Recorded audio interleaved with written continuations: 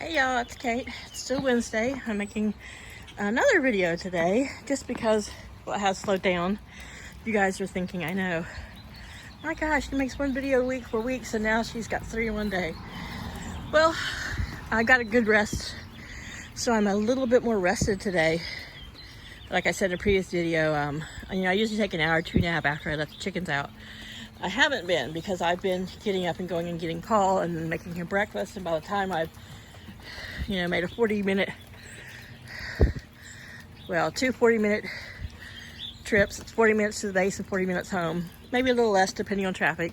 And have cooked and been up that many hours. I'm not going back to sleep. But this morning, I managed to nod off. And so I took a nap, so I'm feeling pretty good. But I'm just coming out to document some of my yard flooding. Now, we had a lot of yard flooding back February or January. I posted it, but I think this is more. Maybe because this isn't just immediately freezing. Last time it rained, and just as soon as the puddles soaked in, then we were freezing cold. Or maybe that was after, because I remember this was just a sheet of ice and watching Laddie slide across it. But this is the lowest spot in the driveway. So if you're new here, welcome and howdy. And if you're not new, welcome and howdy. But I live in Delaware. It's on the east coast of the United States. It was the first state. It's called the first state because it was the first state to ratify the Constitution. But it's also the first state of flatness.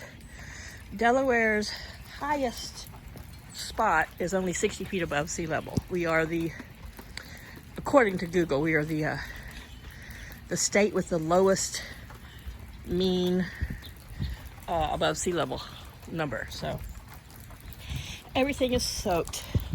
This normally helps keep the mud down, but you can see it's just floating. Chaos is out in the rain. He's always liked to be in the rain. He gets that from me. But you can see how much stuff was washed over the steps here. Washed over the steps here. The paving stones there. I don't know if I call them steps, but there's paving stones there, and there's paving stones all along here. Laddie and his girlfriend are over there out in the yard. It's slowed down raining, so they've come out from under the coop, but all the chickens are wet. They've all been out here pecking around. I mean, I don't know if when it's this cold, if the rain's bringing any larvae or worms to the surface. I don't know. But so back there is Laddie and Flower. And I'm assuming it's her stash of 15 eggs. They all got wet in me collecting them, so I've washed them. And I'm going to use the majority of them in my quiche. And then the rest are on my rack, which was super full. I have like a spiral rack plus a basket in the kitchen that are full of eggs. So I'm taking a dozen next door to my neighbors. They're the neighbors who came out every night and made sure my chickens were counted and put to bed. And her husband, bless his heart, came over and lifted some really heavy bags of like litter and feed that I couldn't carry in, that were already in the truck. And Paul wasn't here. And they just kind of kept an eye on things. So the night that I got stuck over, I stayed up in Wilmington at a hotel, between them and my elderly neighbors next door who let them out in the morning. They kept an eye on the chickens, and it was nice because they would say, hey, all the little raptors to bed. They'd let me know one night when they couldn't find a couple. Luckily, I was only in Southbury at that time, and they were up in this tree, and that was Laddie and his girlfriend. But our house sits only 10 feet above sea level here where we're at. And I just went out to check the mail because I got a little package I wasn't expecting. Helps with my mood. Anyway, you can see a puddle there. That's just a little lower divot. I don't know how it got there or where it came from.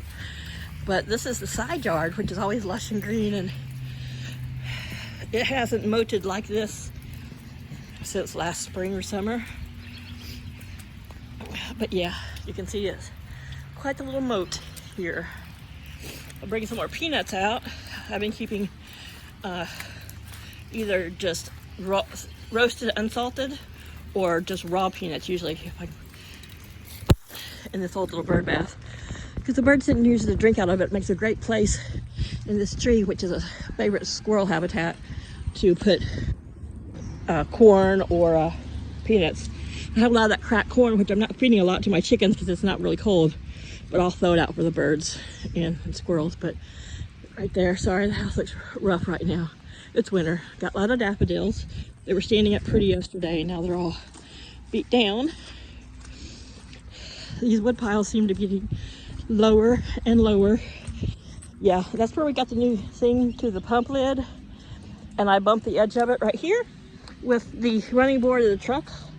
Didn't hurt the truck, cracked that, so I put a bag over it because there's wires under there. But all this wood from the tree that fell down 2-3 years ago, still here, but I noticed the wildcats and bunnies hang out here. This is the back side of the front garden. I walked through it a while ago because look, more daffodils. Freaking traffic. I hate having neighbors. I hate living in an area with traffic. My goal is to live somewhere where there are no neighbors and there's no roads and I don't hear traffic, but on a rare occasion someone comes up my road. But sage is coming through. Got daffodils. You can tell that the rosemary is blooming. It's huge. I pulled some of this dried old flower stalk out. I leave this stuff until spring because it's often a habitat and a place for larvae and butterflies and stuff. These are the old lily stalks, which are about 5 feet tall. But anyway, you can see tulips all coming up along the edges. They need to be thinned out, but here's more tulips. Those are there's tulips. Here's some more daffodils. You know, they're very good naturalizers. So they'll just, this is the purple and the tulips that I have that are striped, that are purple and cream. And then over here's lilies. They're not coming up yet, but also dispersed around here coming up are the red parade tulips. And they come up a little bit later than these. These are the Dutch tulips that come up first thing. It doesn't matter how cold or frosty. The red parade tulips will be a little bit later. And then once they start coming up, then they come up fast. This is where I have lilies. But just walking out here in the yard, the heels of my rubber boots are like so sinking in. But anyway, this is kind of where we're at here in Delaware right now. Soaking wet. And in the 6 hours since I made my first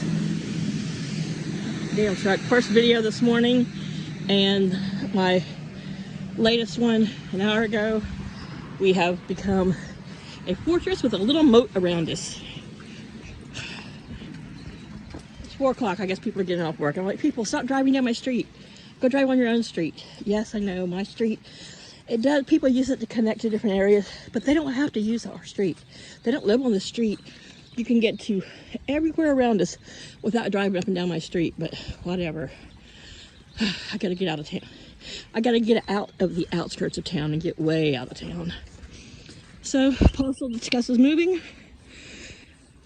but it's better if he stays in the military than just sells for his retirement.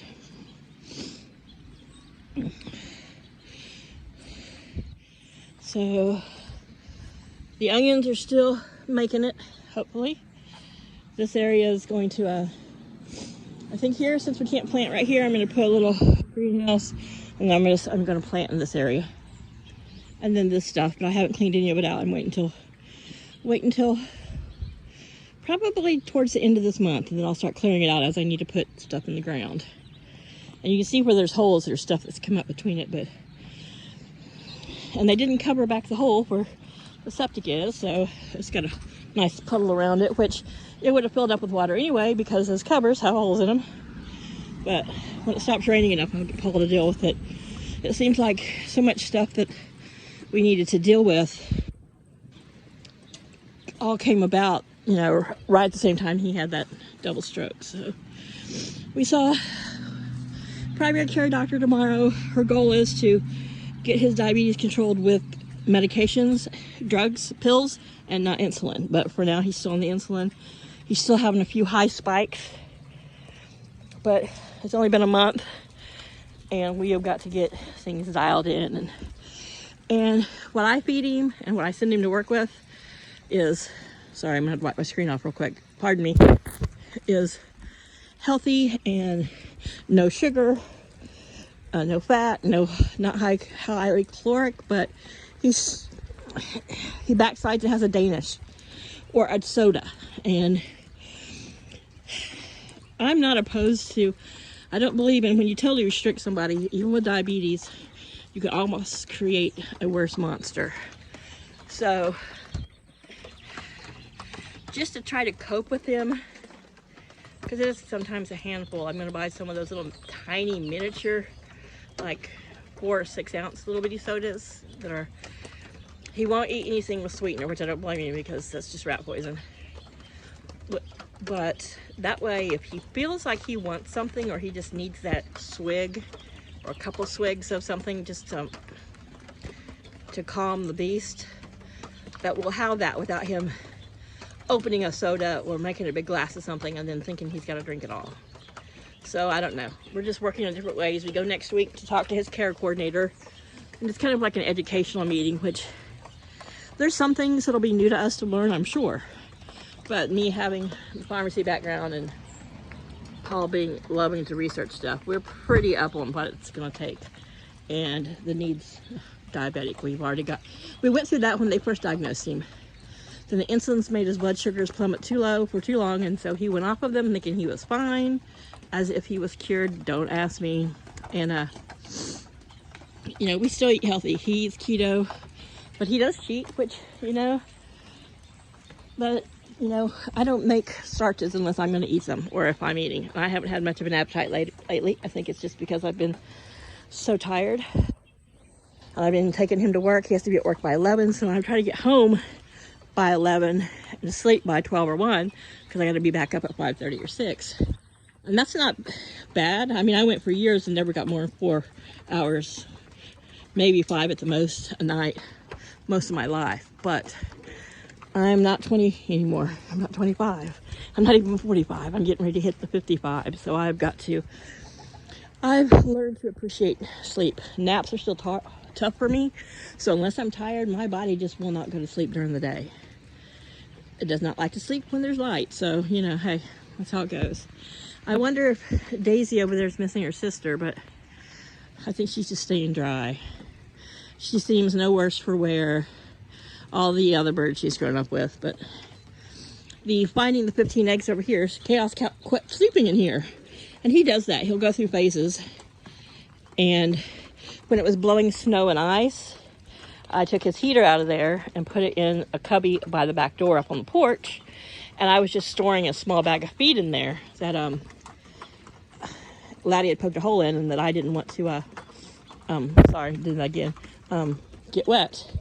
So I was going to pull it out today to add to his food bowl because it's the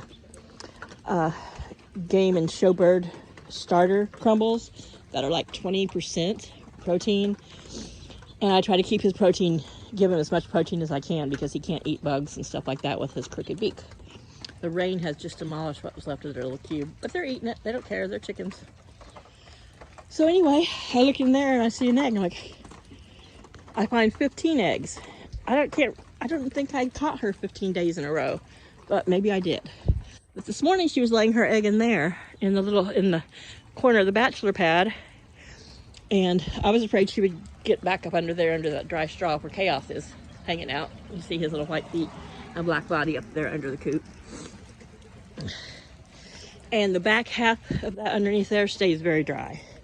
It's a little wet here on the sides and in the front just because of the blowing rain and the way the rain comes off. This was the bachelor coop. This was just a quarantine coop this summer, and if you follow my channel, you know it's become the little bachelor pad for Laddie because he and Cosmo just bloody each other up. The walls on it, you see that board there, they lift up, so I can lift them all the way up or even higher. And in the summer I do, so it's just free airflow, and even at night because they're in the steel kennel, they're safe enough. Yeah. Let's take a look at your comb after you're fighting. Yeah, you're still looking a little rough there, mister. But your girlfriend doesn't seem to mind. So she knows what the net is. So trying to catch her now is like, yesterday it was so spongy and raining so much that I couldn't catch her. You know, I was slipping and falling, and it wasn't worth it to stress her and stress me. And I was so tired. So yeah, this is Flower. I flip-flopped their names. Daisy's the white one with a little bit of a black feather, but since she had a little molting, her little black feather is gone. So here's Chaos. He's in here. He's like, hey, it's warm and dry in here. Every now and then I've caught him in there, like in the evening, just curled up hanging out with Laddie. But yeah, he's like, this is interesting. It's dry. I think you're looking around, you're gonna lay down and you're gonna take a bath. So yeah, this was a pole that I stepped on and bent. So I went ahead and bent it, and it does great for holding that gate exactly where I want it. If I want it back or if I want it forward. And I use it in that string, and I tint out that flap over the little porch to keep out rain and to block the wind. And whenever it stops raining, we get the spring, I'm going to put them a little more of a porch there. And I'll continue to use this as his bachelor pad or a quarantine coop. But this will be a grow out yard for the new chicks. And if I don't build it, which I don't want to build it, I'll get a little small coop or something that the smaller birds can go into. But like I said, this is a little more than 3 by 5. So that's enough room for 2 hens. And because they're only in there at night, 2 chickens have plenty of room. And I could probably put 4 or 5 in there, and they would have enough coop room. But because they don't live in a coop all the time, oh look, little birdie's visiting.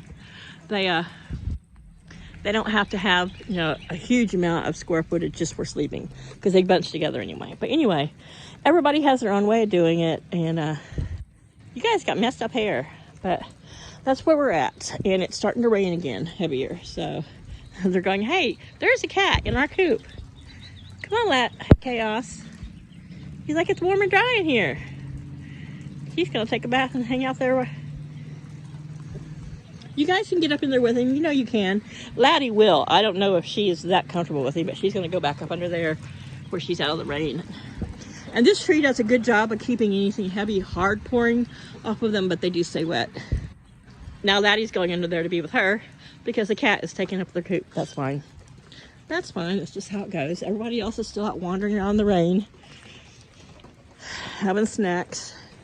But I got a normal 6 eggs today, plus the 15, so we got a dozen that they got wet while I was bringing them in, so I went ahead and washed them. But I'm gonna take a dozen next door when they get home and make a big quiche for dinner. Got enough eggs, I could probably make 2 quiches and still have excess sitting around the kitchen, but love it. Nothing is better than fresh from the chicken eggs. If you've only ever had store-bought eggs, you do not know what you're missing.